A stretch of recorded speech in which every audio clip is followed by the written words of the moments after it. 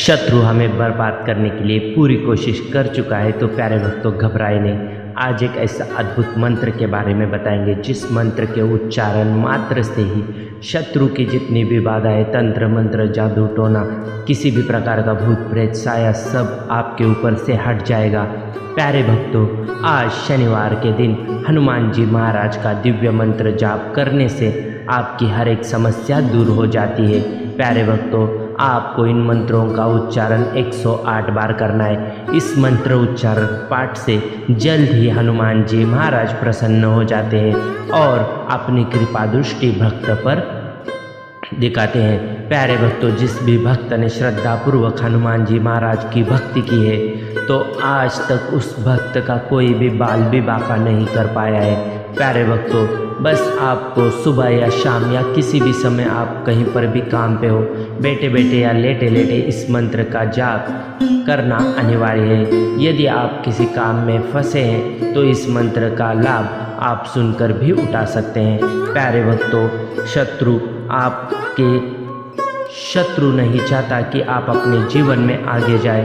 शत्रु ने आपके कार्य में बाधाएं उत्पन्न की हैं। जहाँ पे आप काम करते हैं वहाँ से आपको धन की प्राप्ति नहीं हो पा रही है, या कहीं पे भी पैसा फंस रहा है, काम होने के बाद भी आपको पैसा नहीं मिलता है, और नए जो काम आपको मिलने वाले थे वो शत्रु बाधा के चलते वो काम किसी और को ही मिल जा रहे हैं। आप में कितनी भी प्रबल शक्ति हो, आप कितने भी गुणी हो, लेकिन फिर भी आप उस काम में सक्षम होने के बावजूद भी वो काम आपको नहीं मिल पा रहा है। हर वजह बेवजह के फिजूल के झगड़े और हर दिन नई सी झंझट आपके पीछे लग जाती है, जिस वजह से आप अपने जीवन में अच्छी तरीके से आगे नहीं बढ़ पा रहे हैं। पुत्र को नौकरी नहीं मिल पा रही है तो घर में हमेशा कलेश बना रहता है, या घर में किसी भी व्यक्ति के साथ कुछ ना कुछ हादसे होते ही रहते हैं। तो प्यारे भक्तों, आज यदि आप इस दिव्य मंत्र का उच्चारण पाठ 108 बार करते हैं तो आपके भाग्य खुलने वाले हैं। जितने भी आपके रुके हुए कार्य हैं वो सब सफलतापूर्वक मार्ग पे लग जाएंगे।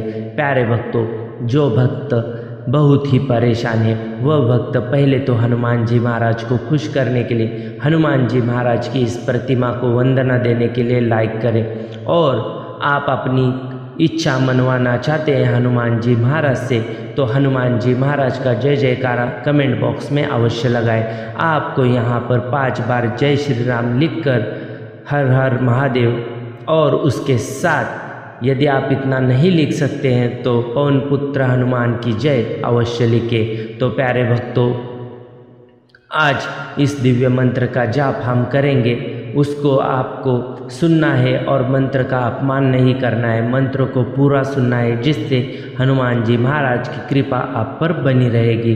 तो प्यारे भक्तों, मंत्र उच्चारण पाठ शुरू करते हैं। ओम सर्वशत्रु निवारणाय नमः। ओम सर्वशत्रु निवारणाय नमः। ओम सर्वशत्रु निवारणाय नमः। ओम सर्वशत्रु निवारणाय नमः। ओम सर्वशत्रु निवारणाय नमः। ओम सर्वशत्रु निवारणाय नमः। ओम सर्वशत्रु निवारणाय नमः। ओम सर्वशत्रु निवारणाय नमः। ओम सर्वशत्रु निवारणाय नमः। ओम सर्वशत्रु निवारणाय नमः। ओम सर्वशत्रु निवारणाय नमः। ओम सर्वशत्रु निवारणाय नमः। ओम सर्वशत्रु निवारणाय नमः। ओम सर्वशत्रु निवारणाय नमः। ओम सर्वशत्रु निवारणाय नमः। ओम सर्वशत्रु निवारणाय नमः। ओम सर्वशत्रु निवारणाय नमः। ओम सर्वशत्रु निवारणाय नमः। ओम सर्वशत्रु निवारणाय नमः।